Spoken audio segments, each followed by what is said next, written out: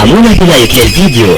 Déjà, je pense qu'on en a fait un peu trop, parce que mine de rien, des échauffourées comme ça en fin de match, ça existe pratiquement tout le temps dans le football. La dernière Coupe du Monde, je me rappelle, il y avait un Pays-Bas-Argentine, et je pense que c'était pire que ça, on n'en a pas fait autant.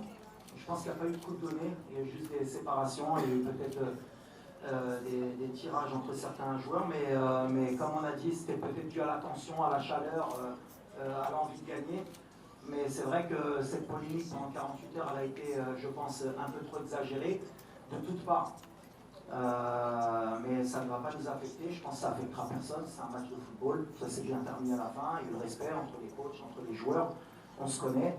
Et ce qui est dommage, et c'est bien que vous me demandez, c'est ce qui s'est passé après le match, de pouvoir avoir voulu me ramener dans un débat comme quoi j'avais eu des propos racistes.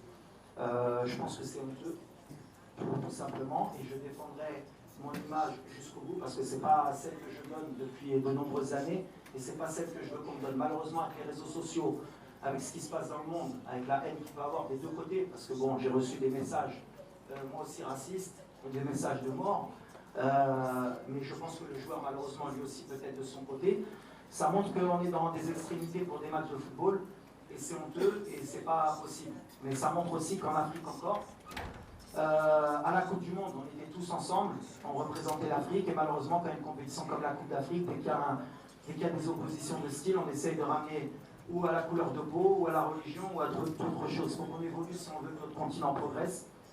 Il faut qu'on soit honnête avec nous-mêmes si on veut qu'on avance. Mais vous ne tomberez jamais sur quelqu'un qui va attiser le feu. Il y a eu des choses qui se sont dites après le match qui sont irréelles et je répète, et moi-même j'ai demandé à être entendu par la CAF. Voilà, j'ai jamais eu insulté le joueur, qu'il le veuille ou pas. C'est pas dans mon éducation, ça n'a jamais été dans ce que je fais. Ce que j'ai fait après le match, je le fais tout le temps, serrer la main de l'entraîneur, de l'arbitre et des joueurs. Peut-être, malheureusement, quand je lui ai serré la main et qu'il ne me regardait pas dans les yeux, j'aurais dû laisser passer. Mais moi, j'ai cette éducation et toujours ce moment où j'aime bien qu'on me regarde. Peut-être qu'il y avait un peu de tension, lui il n'a pas accepté, c'est comme ça, mais c'est le football. Ce que j'ai appris de ça, c'est que la prochaine fois, j'irai serrer la main de l'entraîneur et de l'arbitre et je ne me mêlerai plus des joueurs. C'est comme ça, mais ça m'a déçu parce que ça touche plutôt ma famille. Quand vous êtes quelqu'un qui combattait ce genre de choses toute votre vie, et qu'en face, c'est une parole contre une parole, et en plus le joueur, malheureusement, parce qu'il faut aussi se défendre, c'est que dans son interview, jamais il a parlé de racisme.